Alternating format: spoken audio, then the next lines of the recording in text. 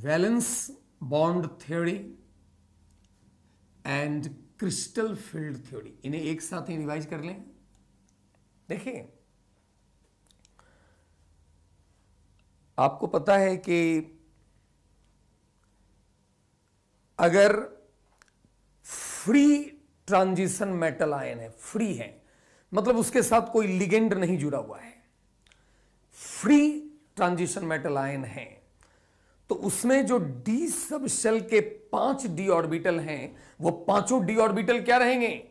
Degenerate रहेगा, उसकी energy में कोई फर्क नहीं। अच्छा, पहले ये मैं आपको बता दूं कि एक डी सब शेल में कितने डी ऑर्बिटल होते हैं? तो 5 होते हैं, लेकिन ये जो 5 डी ऑर्बिटल हैं ये 2 टाइप के होते हैं। जो 5 डी ऑर्बिटल्स हैं ये 2 टाइप के होते हैं। कौन कौन टाइप के? देखो, एक को कहते हैं non axial D orbitals. Non axial D orbitals, जैसा कि नाम से क्लियर है, ये नॉन एक्सियल हैं, मतलब इनके जो लोब्स हैं वो एक्सिस के अलोंग नहीं है, बल्कि 2 एक्सिस के बीच में है। और इसका एग्जाम्पल याद रखिएगा, dxy, dxz एंड dyz, ये 3 नॉन एक्सियल डी ऑर्बिटल्स हैं। ये 3 नॉन एक्सियल डी ऑर्बिटल्स हैं, dxy, dxz और dyz। नॉन एक्सियल का मतलब ये हुआ, जैसे देखो dxy है तो एक्सिस क्या लोगे? xy, dxy, लेकिन चूंकि ये नॉन एक्सियल हैं तो जो लोब होगा ये एक्सिस के अलोंग नहीं होगा, 2 एक्सिस के बीच में लेंगे। ये नॉन एक्सियल डी ऑर्बिटल है, यानी कि लोब्स एक्सिस के अलोंग नहीं होगा, 2 एक्सिस के बीच में है। जैसे यदि हम dxz की बात करें तो एक्सिस x और z लेंगे आप, और चूंकि ये भी नॉन एक्सियल है तो लोब्स 2 एक्सिस के बीच में होना चाहिए, एक्सिस के अलोंग नहीं होना चाहिए। ऐसा ही dyz नॉन एक्सियल है। और हां, CFT में ये जो नॉन एक्सियल डी ऑर्बिटल के सेट हैं इन्हें T2G सेट कहते हैं। CFT में जो नॉन एक्सियल डी ऑर्बिटल के सेट हैं ये T2G सेट हैं। इन तीनों की एनर्जी सेम होती है। दूसरा है एक्सियल डी ऑर्बिटल्स, और एक्सियल डी ऑर्बिटल्स का नाम से मतलब है, एक्सियल मतलब इसमें जो लोब होंगे वो एक्सिस के अलोंग होंगे, एक्सिस पे ही होंगे। और एक्सियल डी ऑर्बिटल होता है एक dx² माइनस वाई स्क्वायर और dz²। ये दोनों एक्सियल डी ऑर्बिटल्स हैं, और CFT में इसे हम बोलते हैं EG set. Non axial D orbital के सेट को हम कहेंगे T2G सेट, और एक्सियल डी ऑर्बिटल का जो सेट है इसे क्या बोलिएगा? EG set. G subscript G का मतलब होता है जीरेट। जीरेट एक जर्मन वर्ड है जिसका मतलब होता है इवन, और जिस ऑर्बिटल में सेंटर ऑफ सिमेट्री हो उसमें G सबस्क्रिप्ट लगाते हैं। खैर छोड़िए उन बातों को भी फिलहाल। तो खैर हमने क्या कहा कि डी सब शेल में जो 5 डी ऑर्बिटल हैं ये 2 टाइप के हैं, एक नॉन एक्सियल डी ऑर्बिटल और एक axial D orbital. Non axial D orbital ये 3 हैं जिन्हें T2G सेट कहते हैं, और एक्सियल डी ऑर्बिटल ये दोनों हैं जिसे EG सेट कहते हैं। तो सुनिए, कॉम्प्लेक्स में लिगेंड के इफेक्ट के कारण, लिगेंड के रिपल्सन के कारण जो 5 डी ऑर्बिटल्स हैं वो डिजेनरेट नहीं रह पाता, बल्कि वो 2 हिस्से में स्प्लिट कर जाता है, T2G में और Eg सेट में, दो सेट में स्प्लिट कर जाता है, T2G सेट में और Eg सेट में। अब T2G सेट और Eg सेट में किस सेट की एनर्जी अधिक है, यह डिपेंड करेगा कि उस कॉम्प्लेक्स का स्ट्रक्चर कैसा है। यानी out of T2G set and Eg set which set has higher energy, this depends on the structure of the complex। जैसे बताइए कि यदि ऑक्टाहेड्रल कॉम्प्लेक्स है तो ऑक्टाहेड्रल कॉम्प्लेक्स में which set will have the higher energy, T2G set और Eg set, किस set का एनर्जी ज्यादा होगा यदि कॉम्प्लेक्स ऑक्टाहेड्रल है? How could you know? तो देखो, एक ऑक्टाहेड्रॉन मैं यहां बना दूं, दिस इज एन ऑक्टाहेड्रॉन, ये एक्स एक्सिस, ये वाई और ये मान लो जेड। अच्छा, एक बात ध्यान रहे, लिगेंड कहां रहेगा? हमेशा वर्टेक्स पे। तो देखिए, ऑक्टाहेड्रॉन में जो लिगेंड है वो तो वर्टेक्स पे होगा भाई, कहीं भी लिगेंड तो वर्टेक्स पे रहता है, और वर्टेक्स एक्सिस के अलोंग है ना। इसमें देखिए, जो एक्सिस है और ये वर्टेक्स, यानी सारे वर्टिसेस एक्सिस के अलोंग है, और लिगेंड जो है वो एक्सिस वर्टेक्स पे होते हैं। इसलिए ऑक्टाहेड्रॉन में जो लिगेंड होगा वो वर्टेक्स पे होगा, यानी एक्सिस के अलोंग होगा, और एक्सिस के अलोंग होगा तो फिर जो एक्सियल डी ऑर्बिटल है, एक्सियल डी ऑर्बिटल और लिगेंड, ये ज्यादा अप्रोच करेगा ना एक दूसरे को, एक दूसरे के ज्यादा पास होगा ना। जैसे लिगेंड यहां इन वर्टिसेस पर लिगेंड्स हैं। अब ये मान लो dz स्क्वायर हुआ, दिस इज dz स्क्वायर, और ये हो गया dx square minus y square. जरा देखिए कि dx square minus y square के चारों लोब इन चारों लिगेंड को अप्रोच कर रहा है, और dz स्क्वायर के दोनों लोब इन दोनों लिगेंड को अप्रोच कर रहा है। और इसलिए ऑक्टाहेड्रल कॉम्प्लेक्स में जो एक्सियल डी ऑर्बिटल है, यानी कि Eg सेट, वो लिगेंड को ज्यादा अप्रोच कर रहा है, उसमें रिपल्सन ज्यादा होगा, और इसलिए Eg सेट का एनर्जी रेज कर जाएगा, बढ़ जाएगा, और T2G सेट का एनर्जी कम होगा।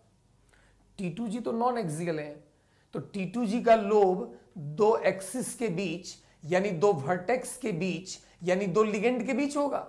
यानी T2G सेट के जो लोब हैं वो लिगेंड से दूर हैं, तो वहां रिपल्सन कम, और रिपल्सन कम तो एनर्जी क्या होगा? कम। इसलिए ऑक्टाहेड्रल कॉम्प्लेक्स में T2G सेट का एनर्जी कम है और Eg सेट का एनर्जी अधिक है, ये आप याद रखें।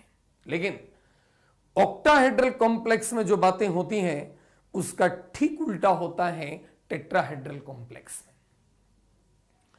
टेट्राहेड्रल कॉम्प्लेक्स में T2 सेट का एनर्जी बढ़ जाएगा और E सेट का एनर्जी कम हो जाएगा। कैसे? देखें, यदि आपको एक टेट्राहेड्रॉन बनाना है तो उसके लिए आप एक क्यूब बनाओ, और क्यूब का जो अल्टरनेट कॉर्नर होता है ना, वही टेट्राहेड्रॉन का 4 कॉर्नर होता है। अल्टरनेट कॉर्नर कौन सा होता है? जो फेस डायगोनल के अलोंग हो। जैसे यहां से अगर अपन स्टार्ट करें तो इस फेस के डायगोनल वाला जो कॉर्नर है ये अल्टरनेट कॉर्नर है, फिर इस फेस के अल्टरनेट वाला कॉर्नर ये फेस डायगोनल वाला कॉर्नर अल्टरनेट हुआ, और इस फेस के डायगोनल में जो कॉर्नर है ये अल्टरनेट कॉर्नर है। क्यूब के जो ये 4 अल्टरनेट कॉर्नर है, यही टेट्राहेड्रॉन के 4 कॉर्नर होते हैं। इन्हें आप जोड़ दें तो यही एक टेट्राहेड्रॉन जो है वो हमारा बन गया। हालांकि एक बात ध्यान रहे कि टेट्राहेड्रॉन में सेंटर ऑफ सिमेट्री नहीं होता, इसलिए टेट्राहेड्रल कॉम्प्लेक्स के CFT में Eg सेट को E सेट भी कहते हैं और T2G सेट को T2 सेट कहते हैं, जी नहीं लगाते हैं, बिकॉज जीरेड वो है जिसमें सेंटर ऑफ सिमेट्री हो, और टेट्राहेड्रॉन में सेंटर ऑफ सिमेट्री होता नहीं, इसलिए सब स्क्रिप्ट जी को ओमिट कर देते हैं, अवॉइड करते हैं। वैसे लगा भी तो कोई ज्यादा फर्क नहीं पड़ता।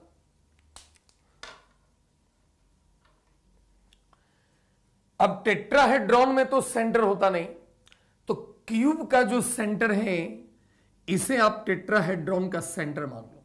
जैसे मान लो ये एक्स एक्सिस है, इसे अगर अपन वाई एक्सिस मान लें तो ये जेड एक्सिस हो गया। अब इसमें देखिए टेट्राहेड्रॉन अगर टेट्राहेड्रल कॉम्प्लेक्स है तो उसमें जो लिगेंड होगा वो इन वर्टिसेस पर होंगे, जो टेट्राहेड्रॉन के 4 वर्टिसेस हैं। यहां पर लिगेंड एक्सिस से दूर है ना, इसलिए अगर आप एक्सियल डी ऑर्बिटल लेते हैं ईजी सेट वाला, तो उसके जो लोब्स होंगे वो लिगेंड्स, देखो एक्सियल डी ऑर्बिटल जो है उसके लोब तो एक्सिस के लॉन्ग होगा, जबकि लिगेंड एक्सिस से दूर है।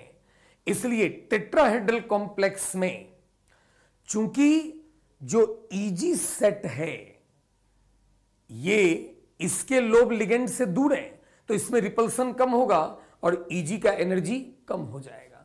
लेकिन T2G सेट जो है नॉन एक्सियल डी ऑर्बिटल, उसके लोब एक्सिस से क्या है, दूर है ना, और एक्सिस से दूर होगा तो लिगेंड के ज्यादा पास है ना। यानी टेट्राहेड्रल कॉम्प्लेक्स में T2G सेट का जो लोब है ये लिगेंड को ज्यादा बेटर अप्रोच कर रहा है, यानी T2G सेट जो है इसमें रिपल्सन ज्यादा होगा और इसलिए इसका एनर्जी ज्यादा होगा, लिगेंड से ज्यादा रिपेल करेगा और इसलिए T2G का एनर्जी रेज कर जाएगा, बढ़ जाएगा। ये बात ध्यान रखें। अब देखो एक बात तो याद रखिएगा कि यूजुअली जनरली जिस लिगेंड में कोऑर्डिनेटिंग एटम कार्बन या नाइट्रोजन है, ऐसे लिगेंड ज्यादातर स्ट्रॉन्ग लिगेंड है। और अगर कार्बन और नाइट्रोजन कोऑर्डिनेटिंग एटम नहीं है तो ऐसे लिगेंड ज्यादातर वीक है। हां, ऐसे में कई लिगेंड स्ट्रॉन्ग हो जाते हैं due to synergy bonding.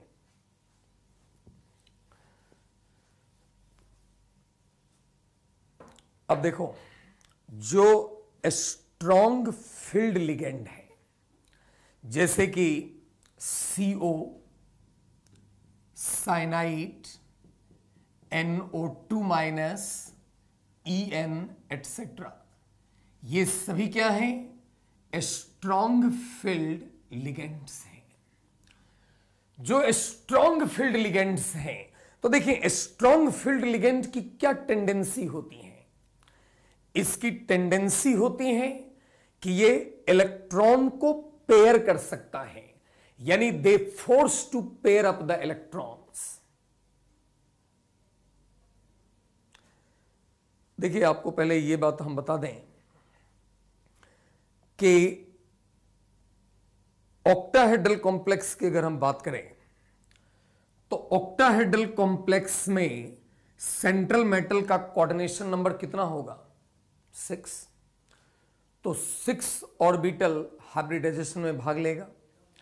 6 orbital का मतलब 1s 3p 2d, और इसलिए हाइब्रिडाइजेशन जो है sp3d2 होगा या d2sp3 होगा।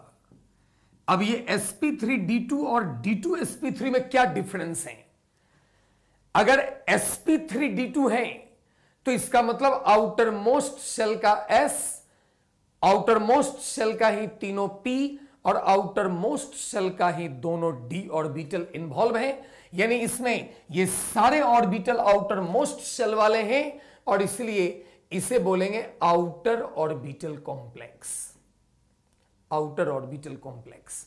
लेकिन अगर D2 पहले हैं तो दिस मीन्स कि इसमें पिनल्टीमेट शेल का दो D और आउटर मोस्ट शेल का S और 3p इन्वॉल्व है हाइब्रिडाइजेशन में। और जब पिनल्टीमेट शेल का D इन्वॉल्व होगा तो इसे बोलेंगे इनर ऑर्बिटल कॉम्प्लेक्स। यानी कॉम्प्लेक्स दो तरह के हुए, एक आउटर ऑर्बिटल और एक इनर ऑर्बिटल। देखो, यदि जो डी ऑर्बिटल्स हैं जो हाइब्रिडाइजेशन में इन्वॉल्व हो रहा है, वो डी ऑर्बिटल पेनल्टीमेट शेल का डी ऑर्बिटल इन्वॉल्व हुआ है, तो वो इनर ऑर्बिटल कॉम्प्लेक्स है। और यदि वो आउटर मोस्ट शेल का ही डी ऑर्बिटल इन्वॉल्व हुआ है, तो उसे क्या बोलेंगे? Outer orbital complex. Inner orbital complex अधिक स्टेबल होता है, इसलिए कोई भी कॉम्प्लेक्स पहले चाहेगा इनर ऑर्बिटल बनाना, वो नहीं बना पाया तो आउटर ऑर्बिटल कॉम्प्लेक्स जो है वो बनाएगा। यानी ऑक्टाहेड्रल कॉम्प्लेक्स में पहले कोशिश होगा कि D2sp3 बने, ये नहीं हो पाएगा तो sp3d2 बने,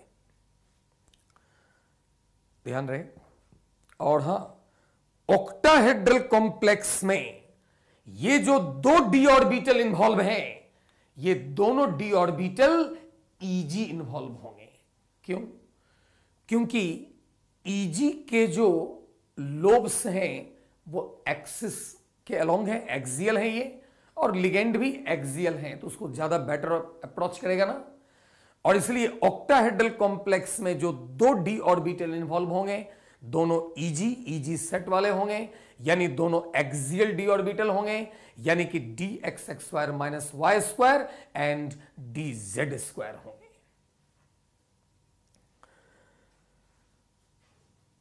अब जैसे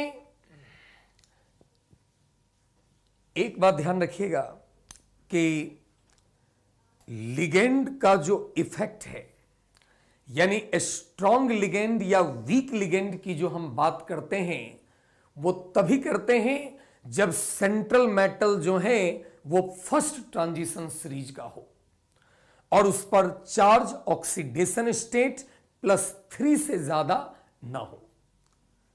यानी द इफेक्ट ऑफ लिगेंड, यानी I mean whether the ligands are strong field और वीक फील्ड, इसकी बात कब करिएगा? जब कॉम्प्लेक्स में central metal belongs to the first transition series और उसका ऑक्सीडेशन स्टेट +3 से ज्यादा ना हो, तभी हम लिगेंड के इफेक्ट की बात करेंगे, तभी हम स्ट्रॉन्ग लिगेंड और वीक लिगेंड की बात करेंगे। तो स्ट्रॉन्ग लिगेंड जो है ये इलेक्ट्रॉन को पेयर कर सकता है ताकि Eg खाली हो सके और ये D2sp3 बना सके। मगर एक बात ध्यान रखिएगा कि पेयरिंग तभी करेंगे जब उसका फायदा हो। फायदा का मतलब Eg खाली हो सके, और उतना ही करेंगे जितने की जरूरत हो। क्योंकि मैंने क्या बताया कि ऑक्टाहेड्रल कॉम्प्लेक्स में जो दो डी ऑर्बिटल इन्वॉल्व हैं वो दोनों Eg इन्वॉल्व है ना, तो फिर इनर ऑर्बिटल ऑक्टाहेड्रल कॉम्प्लेक्स अगर हमें बनाने हैं, यानी D2sp3 हाइब्रिडाइजेशन अगर हमें देखने हैं, तो फिर उसके लिए Eg खाली होना चाहिए ना।